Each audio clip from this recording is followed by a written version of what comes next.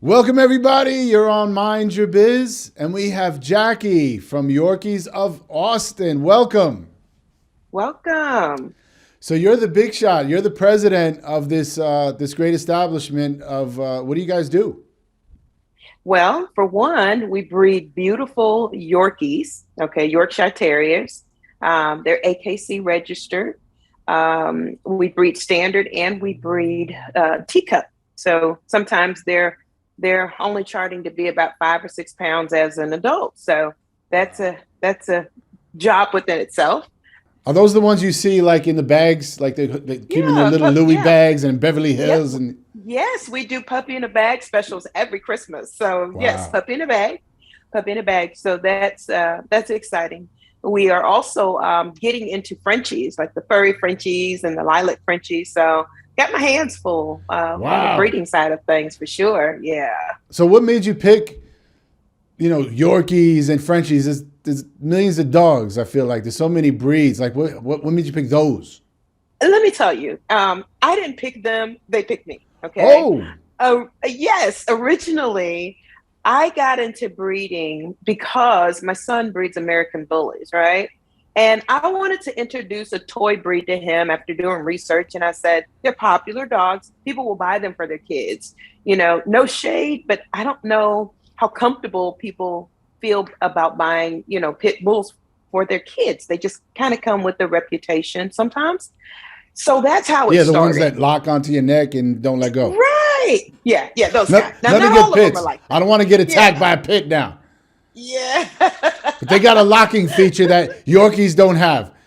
Right. That's true. So trying to get my son to kind of deviate into, not go away from, but just kind of add that line to what he was already doing is how I came, into it. So I initially took the first step and went and got my first Yorkie. I only had one little Yorkie, and his name was Mello. And I bought the boy. And again, my son, he was not trying to hear going from pit bull to the Yorkie. So I fell in love with the dog. Okay. Made him my emotional support because I definitely needed that at the time. And Mm. from there, it just kind of spun off. I got him a couple girlfriends and Ooh. let him grow up. And Little Mellow is yeah, getting vision. Mello is the stud. I see. Mellow.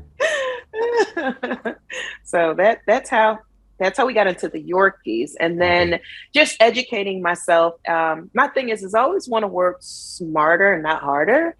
So researching the breeds as to what the trends are now versus what they were later, what the most popular dog is in 2020, 2021, and lo and behold, it was a bulldog.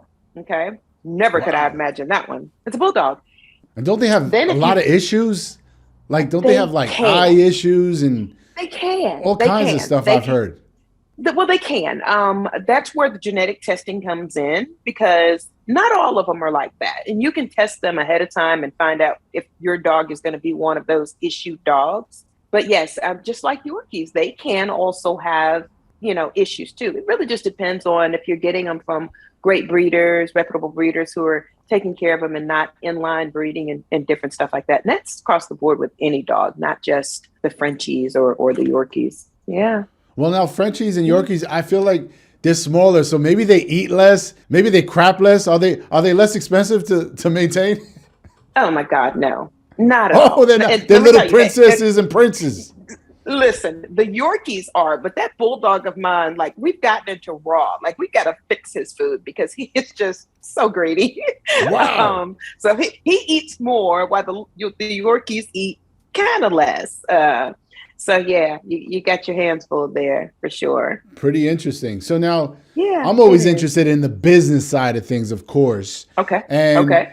at what point did you feel that this could be a lucrative business? And what did you have to do to turn profits? Because I can imagine it's expensive breeding dogs and Mm-hmm. get making sure you're getting the right pedigree and the research behind it Mm-hmm. and all Mm-hmm. the shots Mm-hmm. and Mm-hmm. all the stuff you got to do.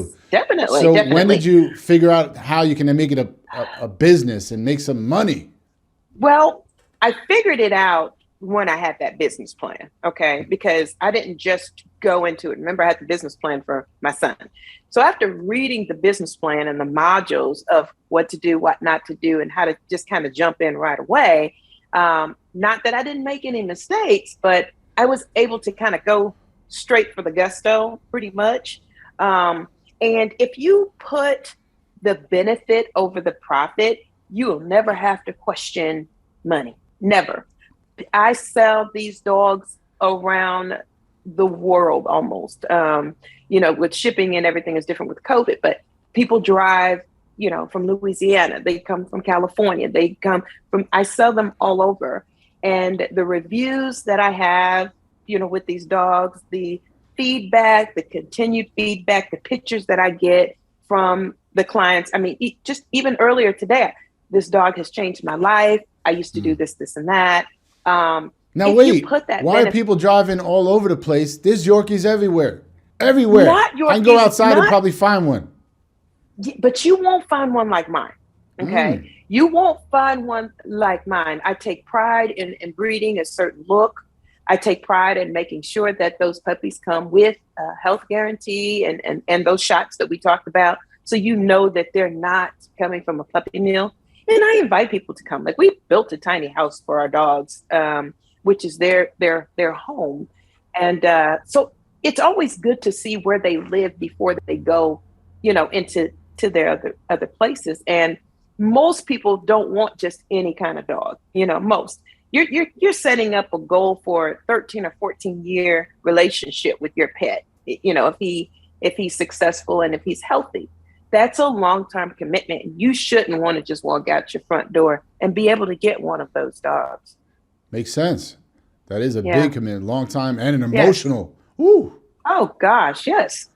When dogs die today, I feel like people are more upset with their pet than some random family member. Yeah, I read this article, and it talked about how people who lose pets are more traumatized than when they lose humans. And today I can identify with that. Today, when people call me and say things like, gosh, why are there so much? It's just a dog. I don't want to deal with those kind of people. Because I understand that these dogs are not for everybody. But if you come in the gate telling me that you feel like they're just dogs, then to me that speaks volume as to how well you're going to take care of them. Most of my people sleep with their dogs. Travel with their dogs. Their dogs are their kids. They're spoiled. They dress them up. They put clothes on them, barrettes in their hair. Those are the type of people that I want to have these puppies, because you get what you give. They have so much unconditional love, and they are life changers for most people. Right. And I'm seeing dogs everywhere now, like inside of everywhere. What's the deal with the therapy dogs and service dogs? I feel like every dog now is a service dog. Is that me, or is... No, it's not you. Every dog was a service dog before, but with COVID, I can tell you for sure, every damn dog is a service dog from this point on, because if you didn't need service with COVID, you need therapy right now. That's true. Yeah. You're absolutely right. Yeah. So that's why we're really seeing tons of dogs inside and outside everywhere. Yeah. Everywhere. Yeah. They've been a big part. They have been. They're family. And I tell you, it's not a sales scheme. They were definitely my therapy. It wasn't sought out. Yorkies of Austin wasn't planned, and it's the things that you say no to sometimes that get you that one thing, that one. So, yeah. Does your son like Yorkies now? Or he still hates them? He's like, I love my bulldogs. Get your little Frenchie out of here. No. He is in love with the Yorkies and very supportive. He's one of the partners in the business. Sometimes you just don't know what you don't know. And not to say that he was wrong about it. It was his opinion, but they've definitely been a definite spark as far as attracting a different type of clientele with the smaller breeds. You get older ladies, like most of my clients too are older, and they'll say, I don't want that Yorkie to weigh no more than 5 pounds because they're older, and they're picking them up and lifting them and want them to go in their purse and stuff. And so it's a different market. It's really a different market too. So tell me your biggest challenges as a business, because remember, a lot of entrepreneurs are watching this, and they may Yes, not be working with dogs, but they're working with their product and their service, yes, and yes. everyone wants to hear the biggest challenges and how you overcame your biggest challenge in The the business. biggest challenge is balancing. Okay, exactly what you talked about. The expenses. If you're not taking shortcuts, for me, those dogs are getting shots. They're getting professionally dewormed. Their food, we don't feed them from the table. They're on Royal Canin diets, and I mean, they're my food bill alone. So to answer that, the balance in between when to breed and when not to breed, so that you don't end up feeding the dogs more so. Timing, Christmas, of course, is a very popular time of the year, and then more so for us, adding other services. Mm. We couldn't just rely on the breeding. We manufactured a fidget toy. Um, we've done several different things to add those services, mobile grooming, so that we're not just solely relying, saying, "Oh, she better get pregnant this month. Got to pay the bills." So that helps because you're not relying on just one stream of income, which is making sure that puppies have to breed. They just have to breed because you don't have any backdoor, you don't have any other sources of income coming into the business. So it balance it out. Like when Christmas comes, you're good, you're breeding, your puppies have gone, and then it kind of dies down. So you've got to Christmas is not going to be every month in the year. So that balance, working with other people, other services, marketing across the board. So where was your marketing the most successful? Which platform really did you get the best feedback and the best leads? Google. There it is. Google. And I don't care. I mean, I've tried Google all day long, all day strong, Google. And until this day, I hardly even run ads anymore. Hopefully they're not listening to that, but, and I still, I've got the reviews. People find me on Google. I mean, it has been a very powerful platform for me. And then in Did you addition know to that right away? Oh, no. And it didn't start out that way. It didn't start out that way. I tell you, my Google reviews help so much. It didn't start that way. And then also being licensed, we're in a database of USDA licensed. They've got their own database. Also owning the AKC dogs. Marketplace has their. So now it kind of bridges together. But in the beginning, you had to put in the work, because today, most people are not going to just look online, see a dog, but they're going to do some research. They're going to look you up. They're going to compare. They're going to see what you're going to do. And then they're going to go to social media to try to put the face with the name. But yeah. Wow. So that's great that you made the leap, because a lot of people get scared of Google. It does get pricey, but if you don't put money in, you're not going to get any money out.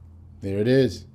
So that's great. You really did all the right things. And what alternative, I'm not going to call them side hustles, they're kind of like other businesses that stemmed off of this, brought in some income that you didn't expect. Like you were like, the e-commerce. Like I said, we private label and manufactured a fidget toy, very popular toy for the kids were fidgeting anyway, really good for childcare, autism. It's autism certified.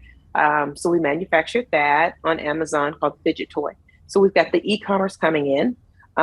We did mobile. I'm still putting together saying, with COVID, I need to be able to do mobile grooming. I need to be able to move around some.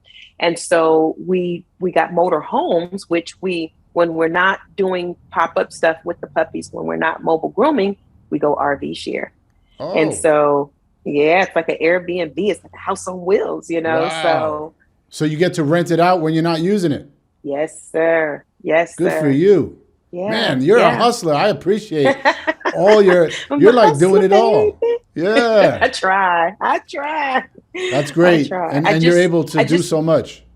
Yeah, I just don't want to ever get into, I want to be able to, if I say, if my dogs are in heat, I want to be able to say, I want to take a break, or I want to let them take the break. Like, I just don't want to have to just rely on them producing the puppies. And I also want to show the world and other business people that it's always good to get into other things, but not leave what you're doing. Like, nothing that I do has deviated from the Yorkies of Austin. We're still there, but we just have other ways to support. That's very smart, because a lot of entrepreneurs, they live and die by their business. If their one business starts to go under, they go under completely. So you figured out how to put tentacles in different businesses so you can sustain, and that's really smart entrepreneurialism. Like, that's, you get a lot of respect for that. That is so true. And you may have done it out of necessity, but whatever the case is, you're doing it right. Because if one thing's not doing well, something else might be doing well, keep you going. And that's why people even with restaurants, yes, they never own one. Sure. You got to own a couple, because when one's doing well, one's not. Balance. You said it. Balance. Yes. That's everything. So you're doing all these businesses. Are they all comprised under one website, under the Yorkies of Austin, or are they all separate? Some of them are separate. So Yorkies of Austin does have the store, which is the store that I talked about, the e-commerce, the fidget toy, all of that is there. So that's good. We're in the midst of doing our own website for the RV Share, but right now we're just on RV Share under Yorkies, actually. Instagram, Yorkies of Austin, okay. YouTube, Yorkies of Austin. Facebook, Yorkies of Austin. So all right. So you locked it in. We're easy to find, yeah. All right. So and yorkiesofAustin.com, of course, right? That's the main hub. Of course. Yes. All right. So you got it all unlocked. So you're good. Yeah. You're the only one, the only Yorkies of Austin. I'm the only one. Good stuff. Well, Jacqueline, I really appreciate you coming through, sharing your business, and really letting us mind your biz. All righty then. All right. Health and success. All right. Take care. The biz is here.